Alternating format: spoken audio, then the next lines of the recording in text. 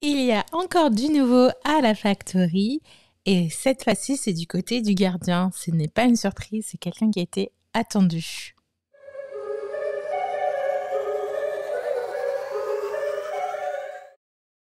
Привет, c'est Johanna Swan. Et oui, Gianluigi Donnarumma a enfin signé au Paris Saint-Germain, c'est officiel.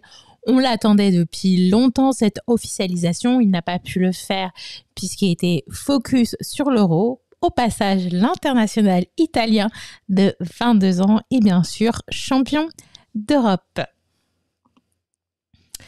Alors, Donnarumma a signé jusqu'en 2026, donc c'est vraiment un contrat sur la durée. Donc ça nous fait bien sûr extrêmement plaisir d'avoir un gardien dans lequel on peut se projeter pour l'avenir, mais il faut rappeler qu'il y a quelques mois, on avait prolongé Navas. Je ne sais pas si vous entendez, mais bien sûr, il y a du bruit.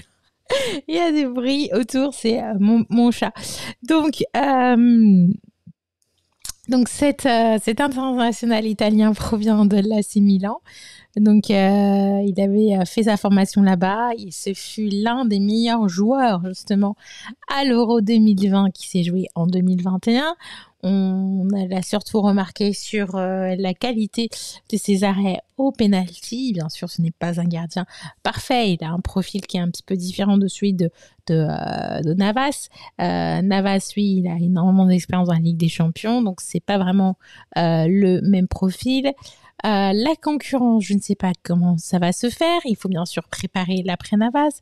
Navas qui avait quand même quelques blessures à l'épaule. Est-ce que Donnarumma vient en tant que deuxième gardien ou premier gardien bis? On ne sait pas encore ce qui va se passer. On envisageait peut-être au départ qu'il le prenait pour le prêter puisqu'il était libre, mais apparemment c'est pas ce qui a été décidé entre le Paris Saint-Germain et le joueur.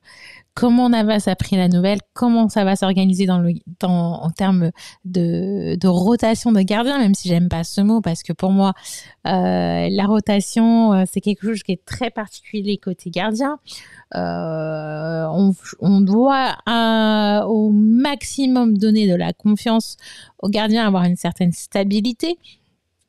On a aussi le problème avec Sergio Rico. Rico, est-ce qu'il sera prêté? Et parce que c'est le troisième gardien. La petite nouvelle, j'en parlerai dans une autre vidéo, c'est qu'on a aussi Alexandre Letellier qui est là, qui lui a enfin joué son premier match justement aujourd'hui face au Mans. Et donc c'était un clean sheet pour lui. Donc pour un match amical, c'est plutôt pas mal. Donc qu'est-ce qui va se passer côté gardien? Donc il faut savoir que Donnarumma, c'est quand même le gardien numéro 1 de l'Italie, devant Sirigu qui est un ancien parisien. Et je pense que dans sa tête, il n'envisage pas d'être un deuxième gardien. Navas a quitté justement le Real parce qu'il n'aimait pas la situation, le duo, pas forcément un conflit, c'est une sorte de duo de premier avec Courtois. Donc je ne sais vraiment pas comment le Paris Saint-Germain va gérer ces deux gardiens. En fait, on a un problème de riche. Déjà, on sait que l'arrivée de Trapp avec Sirigu, c'était très très mal passé au Paris Saint-Germain. Donc, j'ai un petit peu des doutes sur justement tout ce qui est gestion, management en fait du Paris Saint-Germain pour ça. Donc, Donnarumma, il portera le numéro 50. Ça a été officialisé. Le numéro 16 est porté par Rico, le numéro 30 par Alexandre Letellier et le numéro 1 par Keylor Navas. Voilà, c'est à peu près tout pour Donnarumma. On en a beaucoup parlé et je pense qu'on continuera encore à en parler. Moi, j'attends de le voir sur le terrain. J'ai beaucoup aimé sa prestation à l'Euro.